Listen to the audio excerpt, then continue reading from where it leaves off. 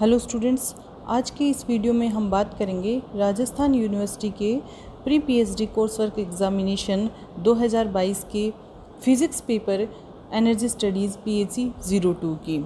इसमें 4 क्वेश्चन आए थे। टोटल 80 मार्क्स का पेपर होता है। चारों ही क्वेश्चन 20-20 मार्क्स के थे और जो इसका टाइम था पेपर का वो 3 घंटे का था। 3 घंटे में पेपर करना था। तो इसका फर्स्ट क्वेश्चन था, what are the various hydrogen storage process, discuss the mechanism and PCT diagram of metal hydride formation. Metal hydride formation के पीसीटी डायग्राम को डिस्कस करना था, उसकी मैकेनिज्म को डिस्कस करना था और वेरियस स्टोरेज प्रोसेस को डिस्कस करना था। ये 20 मार्क्स का क्वेश्चन था और इसी क्वेश्चन के और में एक ऑप्शन में क्वेश्चन और आया था। वो क्वेश्चन था, what are the practical aspects of metal hydride systems, what are the properties of metal hydrides in order to use for hydrogen storage. ये क्वेश्चन भी 20 मार्क्स का ही था। तो इस तरह से एक क्वेश्चन 20 मार्क्स का था जिसमें 2 ऑप्शन थे। इसका सेकंड क्वेश्चन था, what are the working mechanism, need and importance of super capacitors. Super capacitors की इम्पोर्टेंस क्या है, उसकी नीड क्या है और उसकी वर्किंग मैकेनिज्म को लिखना था। Explain the parametric analysis of super capacitor and battery और सुपर कैपेसिटर के पैरामीटर को एनालिसिस करना था। ये भी 20 मार्क्स का क्वेश्चन था और इसके ऑप्शन में जो क्वेश्चन था वो था, what are the meaning of C rate. C rate का मीनिंग क्या है, वो does it effect the charging and discharging time. जो चार्जिंग और डिस्चार्जिंग टाइम को ये हाउ डज इट अफेक्ट्स, कैसे अफेक्ट करता है, वो था। इसका जो बी पार्ट था वो था, explain the microbial fuel cell in detail. Microbial fuel cell को डिटेल में एक्सप्लेन करना था। ये भी 20 मार्क्स का क्वेश्चन था।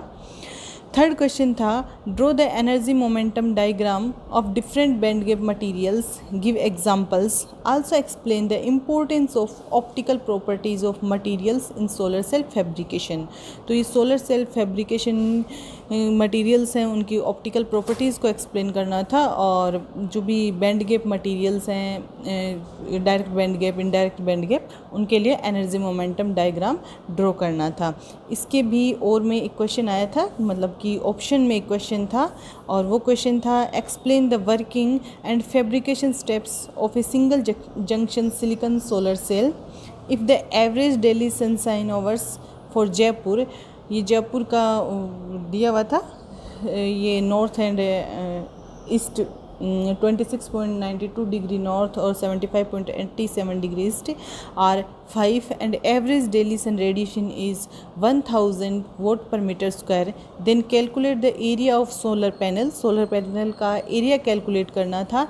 एफिशिएंसी जिसकी गिवन थी 18% for a house in Jaipur for which monthly electricity needed is 300 kilowatt hour.